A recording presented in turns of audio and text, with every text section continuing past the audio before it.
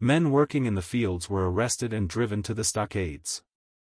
Women were dragged from their homes by soldiers whose language they could not understand. Children were separated from their parents and driven into the stockades with the sky for a blanket and the earth for a pillow. These words come from Private John Burnett, a soldier who'd live long enough to look back on the years of his youth and find, of all the harsh memories he carried, this was the one that still haunted him most. He'd seen men die in the Civil War, heard the thunder of cannon and the cries of the wounded, yet nothing cut deeper than what he saw on the Trail of Tears, the quiet ruin of families, the silent suffering that stretched mile after mile. It's easy to see history as names, dates, treaties, but behind those are people, flesh and bone, hearts beating in fear and hope. And nowhere does that truth strike harder than in the stories of those who survived that march west into an uncertain world. In the early 1800s, the Cherokee Nation was not a scattered band of wanderers. They had thriving towns, log houses with glass windows, schools, and a newspaper printed in both English and their own syllabary. Their homeland covered rolling hills and fertile valleys across what's now Georgia, Tennessee, North Carolina, and Alabama. It was home not only to the Cherokee but to their dreams, their ancestors buried in the red clay, their council fires burning for generations. Yet to many Americans at the time, that homeland was simply good land, land perfect for cotton. And greed doesn't care about ancient claims or written constitutions. In 1830, under President Andrew Jackson, the Indian Removal Act was passed. It promised voluntary relocation, but it came with the full weight of the federal government, determined to empty the Southeast of native people. The Cherokee resisted. They fought back not with rifles, but with law. They took their case all the way to the Supreme Court and won, a decision that recognized their sovereignty. But in practice, that piece of paper offered little defense against men with bayonets and the iron will of politicians eager for votes and profits.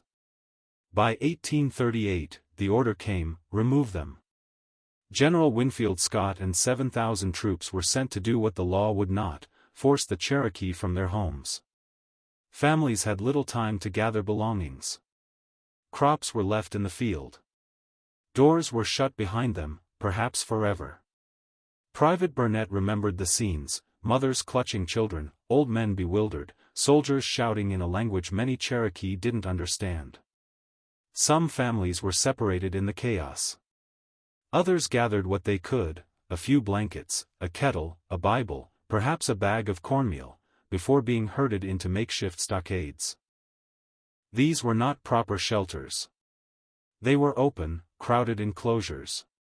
Summer heat beat down, disease spread quickly. Whooping cough, dysentery, measles, illnesses that could kill the young and the old within days. Missionary Daniel Buttrick wrote with sorrow of how people were obliged to live very much like brute animals, lying on the ground exposed to the wind and rain, with little food or medical care. From there, the Cherokee were divided into groups for the journey west. Some were sent by boat along winding rivers. Others walked overland. A few groups set out in the heat of summer, others would march straight into winter's teeth. In June 1838, 3 military-led detachments departed. The river journey was no refuge. Boats were overcrowded, the air stifling. Drinking water turned foul, sickness spread faster than help could come. More than 200 Cherokee died before reaching the Mississippi. As the summer scorched on and drought shrank rivers, the forced removals had to pause. In the fall, the government reluctantly allowed the Cherokee to manage the remaining migrations themselves, still under military watch. They organized into about 13 groups, each around 1,000 strong. They walked about 10 miles a day. But distance doesn't tell the story.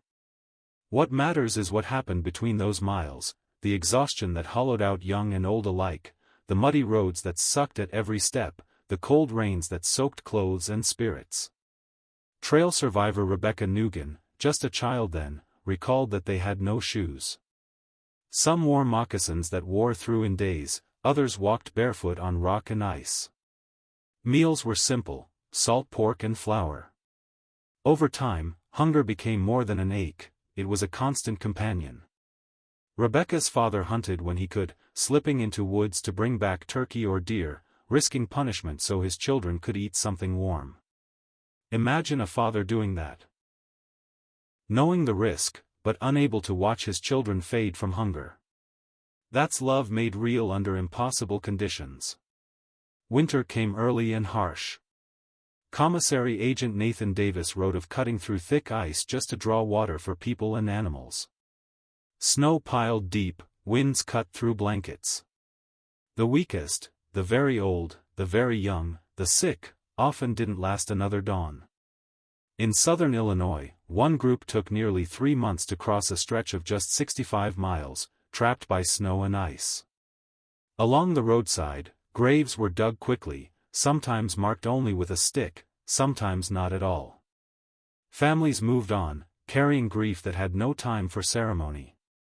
What kept them walking? Perhaps it was faith. Perhaps the memory of home, and the stubborn hope of building another life out west. Or perhaps, as Burnett suggested, it was love, for each other, for ancestors, for children who still had a future worth fighting for. They reached what is now Oklahoma in waves, some in early 1839, the last in March of that year. By then, nearly 4,000 Cherokee had died. Those who survived were not the same as those who had set out. They were thinner, quieter, marked forever by what they'd seen and lost. The Trail of Tears wasn't only about distance covered. It was about families who began together but arrived incomplete. Mothers carrying memories heavier than any bundle, fathers whose eyes still scanned the road behind them for faces that never appeared. Some survivors, like Rebecca Nugent, lived to share what happened. She spoke of nights so cold that even the blankets turned to boards of ice, of hunger that made each mile feel endless, of the heartbreak that came from burying loved ones by the roadside.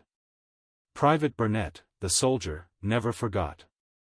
Near the end of his life, he wrote, "I fought through the Civil War, but the removal of the Cherokee was the cruelest work I ever knew." The cruelty wasn't only in the dying, it was in the living, in being forced to keep moving when grief begged you to stop. In mothers whispering lullabies beside children who wouldn't wake. In fathers digging graves with frozen hands. In the quiet places where prayers replaced tears because tears had already been spent. We often measure tragedy in numbers, 4,000 dead, thousands more uprooted. But numbers don't capture a grandfather's last walk, a child's fevered breath, a father's silent promise to keep his family together no matter what. The Cherokee weren't alone on this path. The Choctaw, Chickasaw, Creek, and Seminole endured similar horrors. But among the Cherokee, many could write their memories, giving us stories that survive to this day, stories that let us see not just a people removed, but a people who refused to let sorrow erase their love and dignity. Even as they buried family in unmarked graves, even as cold and hunger thinned their numbers, they carried language, stories, songs. They carried hope, though battered and worn. And when they stepped off that trail into the unknown, they began again, building new homes, raising children who would remember. Today, along parts of the old trail, you can still see faint wagon ruts. Grass grows over graves, rivers run clear where boats once carried the dying. But if you stand quietly, you might sense what lingers, the echo of footsteps, the soft hum of a mother's song, the whispered prayer of a father who would not let his family be forgotten. Their stories do more than break our hearts, they remind us what hearts are for, to remember, to mourn, to honor. Because in the end, the Trail of Tears isn't only about how they died. It's about how fiercely they loved, how stubbornly they lived, and how even in history's darkest winter, they carried light for those who would come after. And nearly 2 centuries later, that light still shines.